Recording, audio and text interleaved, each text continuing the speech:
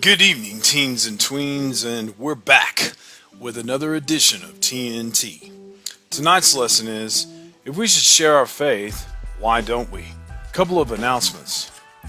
Back next Sunday, we will have team worship rehearsal on Waymaker from 9:15 to 9:25 a.m. in the sanctuary. Following that, we will have Sunday school now in the classroom because of the weather starting at 9:30, and we will follow CDC guidelines. Please make sure that you're wearing a mask before you enter the room, and we will stay socially distant. Wednesday night, guys, we will have TNT service, which will be our quiz practice, 6:30 to 7:30 via Zoom. Link has been emailed out to you. We will be studying Matthew 1 through 10, and on Wednesday night's lesson, it will be an emphasis on Matthew 9. The landing has started back up. 6 p.m. this Friday, 6 p.m. to 6:45 via Zoom, and again also see the email for the link. On Friday, November 6th, we will be doing the Memory Verse Master Challenge at 7:30 via Zoom. Again, guys, be studying the verses that are going out to you to get ready for the quiz meet. Following Saturday, November 7th, we will be having our third competition, except this time it will be completely over Zoom and not at the church, and we will be quizzed on Matthew 1 through 10. It will be from 9 a.m. to 11:30 a.m., depending on how many teams enter. Again, tonight's lesson is, if we should share our faith, why don't we? Why am I afraid to tell you I'm a Christian? If you should share our faith, why don't we? Is it because of apathy, meaning I don't care, or I really don't want to, or I choose not to? Or maybe we should really like to share our faith, but simply don't know how? Or is it that we feel overwhelmed by the task? This session attempts to answer the question of why we don't share our faith. We will begin by examining a few myths and realities of evangelism, look at the cultural realities of evangelism around us, and then examine two biblical models for engaging our culture with the message of the gospel. The myths. Wesleyan Church growth scholar George Hunter suggests that most Christians are immobilized by a stereotype of evangelists. Specifically, he identifies four issues upon which most Christians flounder. Number one, the types of persons who do evangelism. Number two, the feelings involved within non-Christians. Number three, the things evangelists say. And four, the things evangelists do. His research in interviewing laypersons and pastors turned up the following stereotypical and incaptivating views of evangelism. The image of evangelism.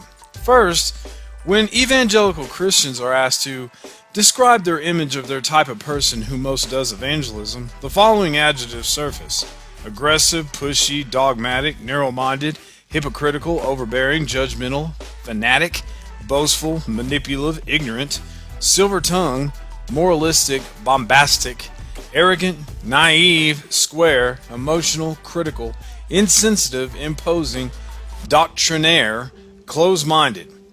Though neutral and positive adjectives were mentioned, more than 90% of the adjectives were negative and alienating. The feelings of receivers. How do you think receivers of stereotypical evangelism feel?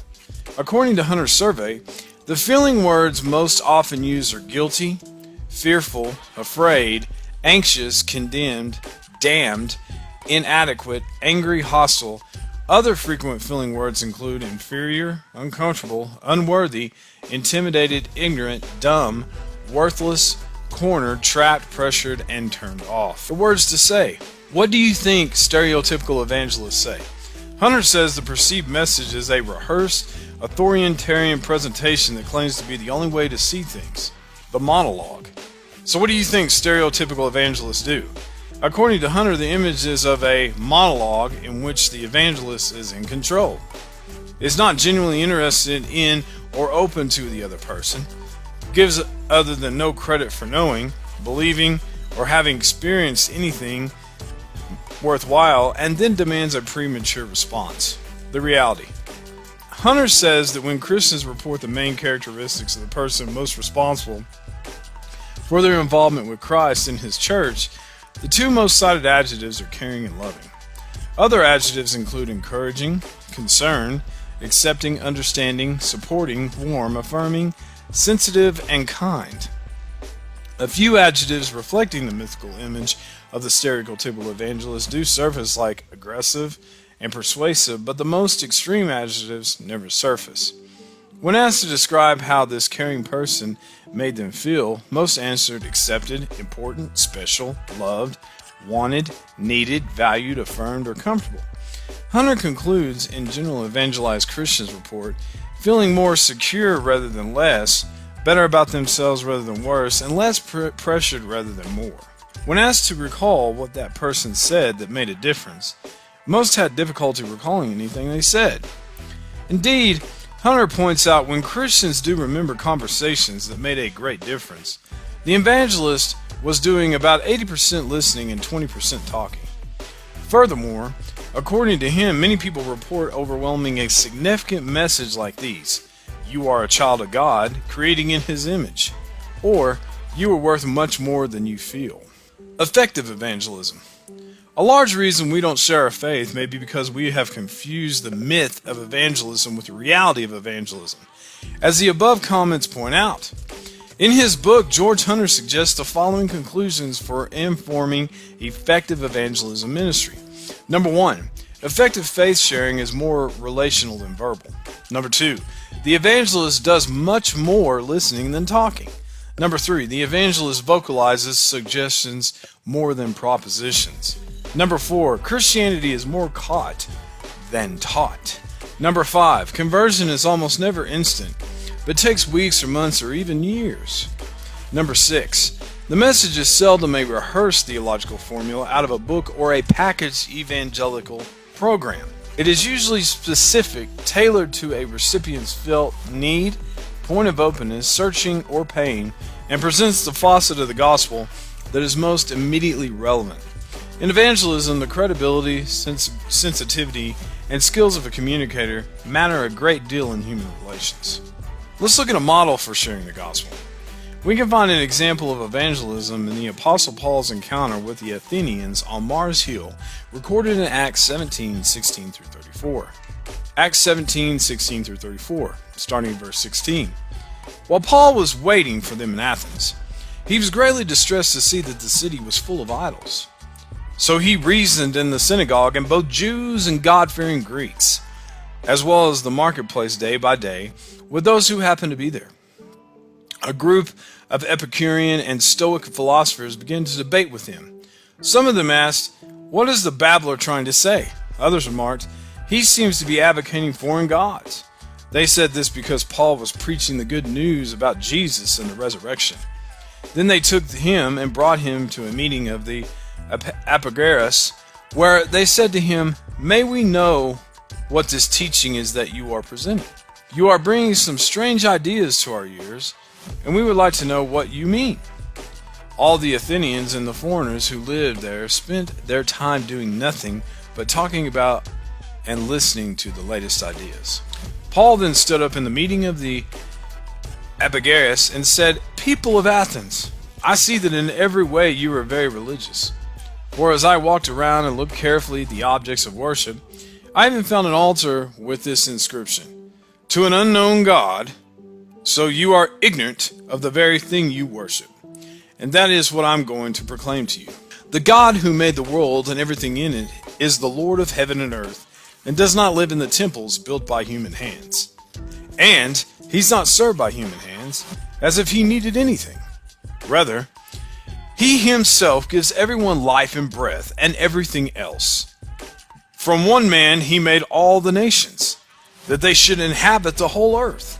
And he marked out their appointed times in history and the boundaries of their lands. God did this so that they would seek him and perhaps reach out for him and find him, though he is not far from any of us. For in him we live and move and have one being. As some of our own poets have said, we are his offspring. Therefore, since we are God's offspring, we should not think that the divine being is like gold or silver or stone, an image made by human design and skill. In the past, God overlooked such ignorance, but now he commands all people everywhere to repent.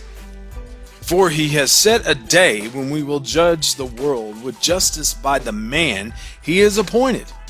He's given proof of this to everyone by raising him from the dead." When they heard about the resurrection of the dead, some of them sneered, but others said, "We want to hear you again on this subject."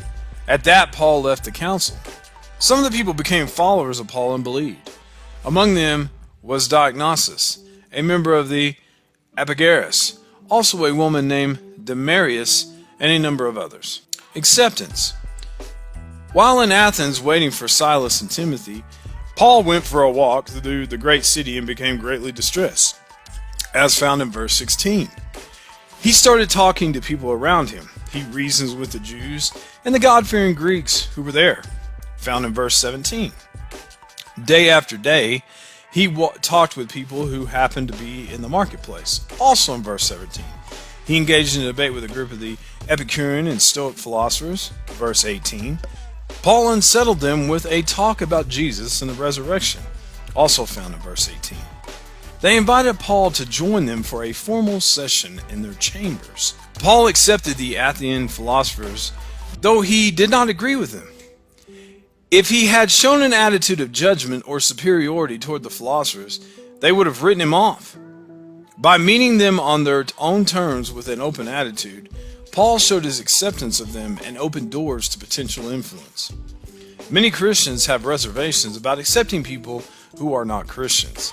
They wonder if their acceptance might be misinterpreted as endorsement, or they wonder what fellow Christians might think. Acceptance, however, does not mean approval. It does not compromise our spiritual convictions. In fact, our acceptance of non-Christians extends to them dignity as they initiate the process of building significant relationships. Appreciation. Simply accepting non-Christians, however, is not enough. We should take the next step of genuinely appreciating people. Look at Paul again. He did not ignore what was important to others. He acknowledged the religious realities of his audience. He began, "Men of Athens, I see that in every way you are very religious. For as I walked around and looked carefully at the objects of worship, I even found an altar with this inscription, 'To an unknown God.' Now, what you worship as something unknown, I'm going to proclaim to you." This is verses 22 through 23. Paul did not desire to tear down or demean in any way. His aim was to build on what existed and bring clarity to what was unknown. Moving to the meat of his message, Paul ascribed to God the credentials of the Lord of heaven and earth, found in verse 24. He made it clear that in him we live and move and have our being, verse 28. Paul then identified with his listeners by quoting from their teachers, showing appreciation for what was valued by the philosophers themselves. Paul continued, "As some of your own poets have said, we are his offspring," verse 28. By acknowledging the existence of the altar to the unknown God, Paul states a fact of life in Athens, and then at that time builds a bridge with his audience. Appreciation by the communication of what is valued by the audience draws them together. Influence.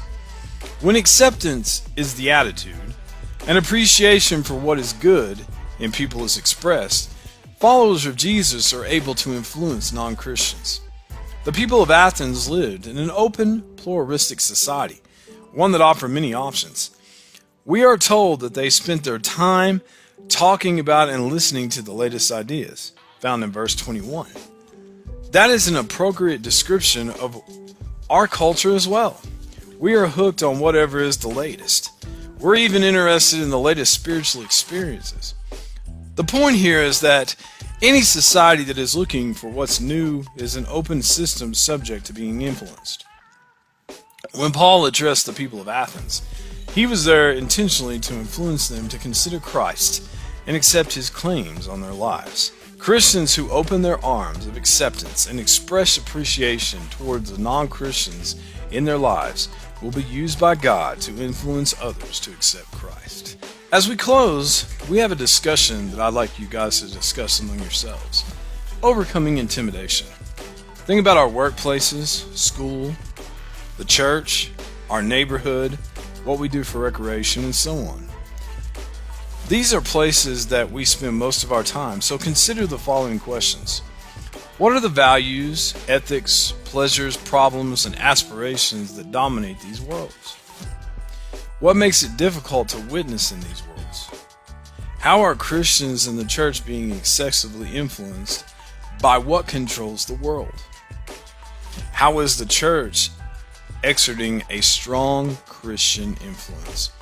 Have this discussion among yourselves and your families, and if you would like to, please leave comments below. Our journal entries for this lesson are: when I share my faith, I want others to know. I'm apprehensive about sharing my faith. Being respectful and kind to others while sharing my faith is important because. And with that, let's close in prayer. God, help me to have confidence to share my love for you with others. Help me to have the discernment to be compassionate in my approach, but not shy away from sharing the hope and love you want to bring to others. Help me remember why I follow after you, and give me the strength to help others follow after you too. Amen. Again, guys, I love you, and I cannot wait to see you again. This is Pastor Eric signing off with another edition of TNT Time. God bless.